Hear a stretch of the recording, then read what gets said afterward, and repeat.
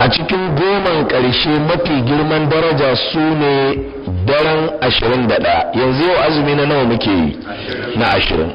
to idan dare to wannan daren sunan shi daren 21.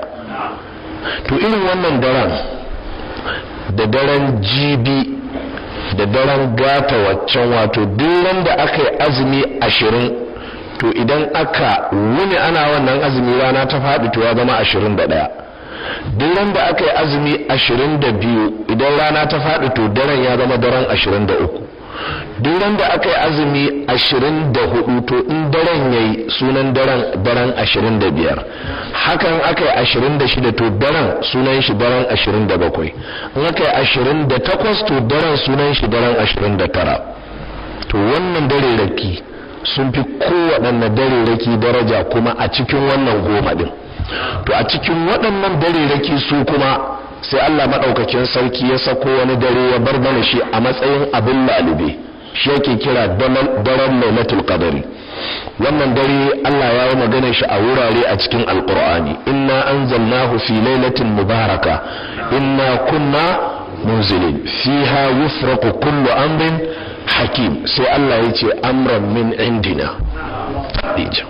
Allah ya ce ƙur'anin nan da ka ji ka gani an saukar da shi ne a wannan dare, ma'ana daren daraja, daren girma, the night of power, the night of miracle, the night of revelation. duk wannan daren ne, a daren Allah ya saukar da alƙur'ani daga saman bakwai zuwa wani babban ɗaki mai daraja a sama ta ɗaya, baitul izza. wannan qur'anin an zo an aje wa annabi Muhammad shine sallallahu alaihi wasallam. inda haka ba tuntuni Allah madaukakin sarki yana da qur'anin shi, domin qur'anin siffa ce lazima gare shi, magana shi ce tuntuni kaga akwai. to amma Allah madaukakin sarki sai ya tattaro shi ya kawo ya zo ya aje shi a dare a sama ta daya. wa aka ajiwa annabi Muhammadu aka ajiwa sallallahu alaihi wasallam. shine aka rinka ɗibo shi kadan ana kawowa a cikin shekara 23 don a nuna maka a hankali ake fitar da ilimi, a hankali. dama Allah ya ce linusabbita bihi fuadaka. Allah ya yi wa annabi haka ne don ya bi shi sannu a hankali, zuciyar shi ta fahimci abin ta dauka, ya tarbiyantu don ya zo ya tarbiyar duniya sallallahu ta'ala alaihi wa alihi wasallam. a wannan daren ne aka saukar da wannan alqur'ani. a wannan dare Allah madaukakin sarki a wani wuri yake cewa inna anzalnahu fi lailatul qadr, mun saukar da alqur'ani a daren daraja. wama adraka ma lailatul qadr. Allah yace ka san lailatul qadr kuwa? lailatul qadr khairun min alfi shahr. wata dubu. to sai Allah ya ce samun ibadan lailatul qadari ya fi ainihin watanni dubu, ya fi kai ibadar watanni dubu. ma'ana kai wata dubu kana bauta a Allah, shekara 80 da wani abu. to in wani ya dace da lailatul qadar to ya fi ka, ya hada kashi, ya wuce da kai. wannan shine daren lailatul qadari. ba kada ake ba bukukuwa ake ba, sai dai shi daren yana da alamomi gaskiya, kuma daren ana gane alamomin tun da rana. na farko dai rana ba ta haske a dukkanin daren da zai biyo baya na wunin lailatul qadr. misali idan daren da za a yi yau zai kasance lailatul qadr ne, to rana ba ta zafi, za ta yi sanyi ko kuma ta lullumi ya zama ba ta fito ba. wannan na daga cikin alamomin. sannan idan daren yayi za a samu hudu'i, shine silence, za a ji tsit, karnuka ba sa haushi, ba hayaniya, za ka ji kamar an yi wani abu ne, gari ya yi shiru, gari ya yi lumana. me yasa? tanazzalul mala'ikatu, mala'iku ne ke saukowa su cika duniya a wannan lokaci. war ruh, sai Allah ya ce har da mala'ika Jibril. dama Allah ya ce a bisa harshen mala'iku, wa ma natanazzalu illa bi amri rabbika.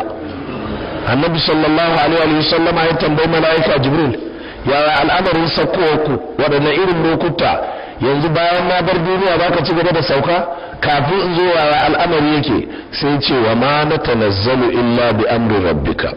ai mu da ma saukan mu ba muna yin ta ne da muka tsara, sai yadda ubangijinka ya so.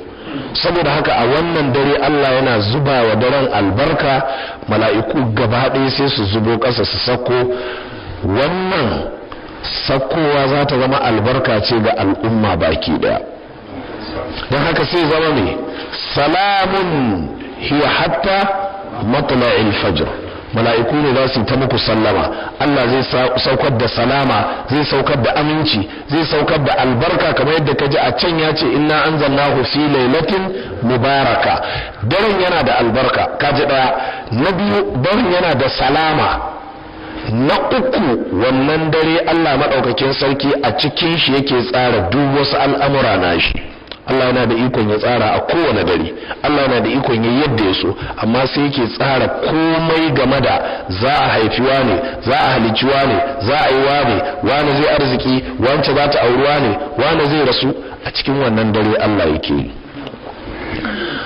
saboda haka as-sayyida Aisha Allah ya kara mata yarda a cikin hadisin Bukhari da Muslim tace idan goban karshe tayi Annabi sallallahu alaihi wa alihi sallama sai ya daura zanin shi fam, mai take ishara sai daina saduwa da iyalan shi, sai ya koma sai ya kafa ainihin rumfa a cikin masallaci, sai ya shiga itikafi.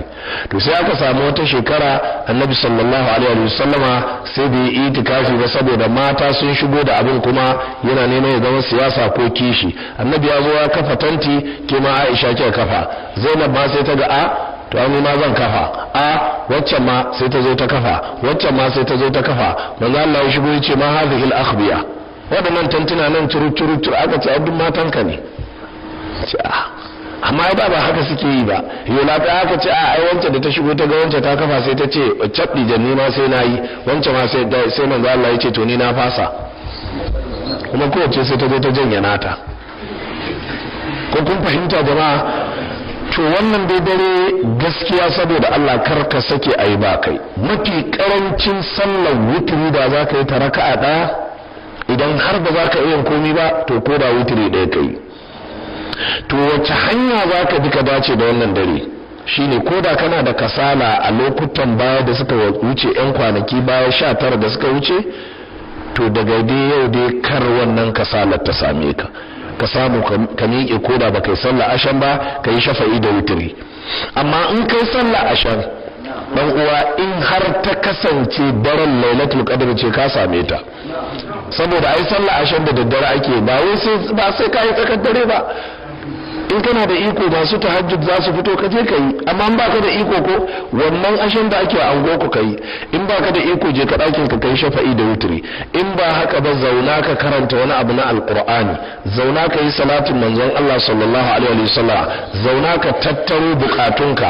shi yasa zaka ga zuwa jiya duk wanda ya kalli inda Ka'aba take jama'a ta cika ta batsi, saboda bayan Allah duk inda suke sun zo sun tattaro.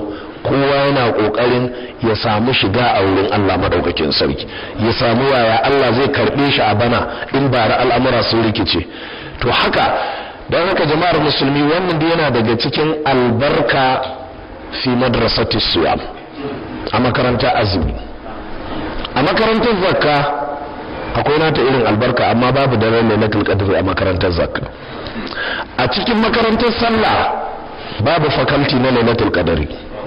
haka a cikin makarantar tauhidi, don ka gane cewa Allah maɗaukakin sarki waɗannan ibadoji da ya haɗa mana su, kalmar shahada, sallah, azumi, zakka, hajji, kowace tana da tata albarkar. kar ka sake baka taro can ba, saboda dai ranar lahira ka samu dai Allah maɗaukakin sarki ya karɓe ka.